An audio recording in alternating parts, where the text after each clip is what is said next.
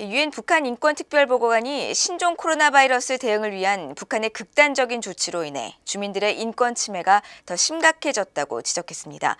특히 정치범 수용소 내 인권 유린 악화와 국경 봉쇄로 인한 무역 단절과 핵 미사일 개발에 따른 제재, 그리고 지난해 발생한 태풍과 홍수 등으로 심각한 식량난이 우려된다고 밝혔습니다. 오택성 기자가 보도합니다.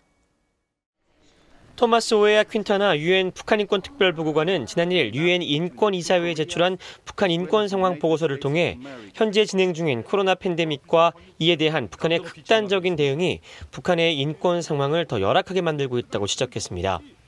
북한이 계속 국경을 봉쇄하면서 중국과의 무역 활동이 급감해 시장 활동이 위축됐고 필수 식량과 의약품, 공장 가동을 위한 원자재 수입이 이루어지지 않아 큰 어려움을 겪고 있다는 겁니다. 이에 더해 국제사회의 대북 제재와 지난해 잇따라 발생한 태풍과 홍수 등으로 특히 심각한 식량난이 우려된다고 밝혔습니다. 퀸타나 보고관은 또 북한의 정치범 수용소 등 여러 수용시설에서 벌어지는 인권 유린이 코로나 팬데믹 상황으로 더 악화됐다고 지적했습니다.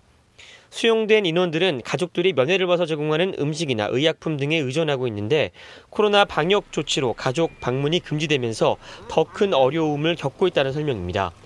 뿐만 아니라 국경 봉쇄로 인한 감시 강화로 한국으로 넘어오는 탈북민 수가 지난 2019년 1,000명 이상에서 2020년 약 230명으로 급감했다며 이 같은 탈북민 수 감소로 현재 북한 내에서 벌어지고 있는 인권 상황에 대한 정보 부족 현상이 그 어느 때보다도 심각해졌다고 퀸타나 보고관은 덧붙였습니다. 아울러 북한이 내부 이동 제한 조치 등으로 현재 북한에 상주하는 국제 인도주의 지원 인원이 3명밖에 남아있지 않아 인도주의 운영이 어려워지는 등 북한의 극단적인 방역 조치가 인도주의에도 영향을 미치고 있다고 지적했습니다.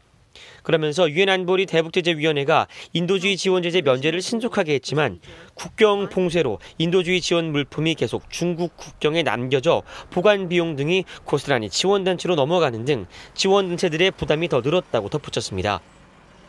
이번 보고서에는 지난해 9월 북한 군 총격에 의한 한국 공무원 피살 사건에 대한 내용도 언급됐습니다. Such an incident seems to entail the arbitrary killing of a civilian in violation of international human rights law. 지난 11월 퀸타나 보고관이 한국과 북한 모두에게 이번 사건에 대한 설명 요구 서한을 보냈는데 한국만 답변을 했다는 겁니다.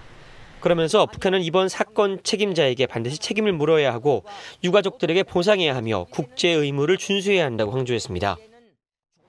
퀸타나 보고관은 오는 9일 이번 보고서를 토대로 각국 정부 대표들과 함께 북한 인권 문제를 논의합니다.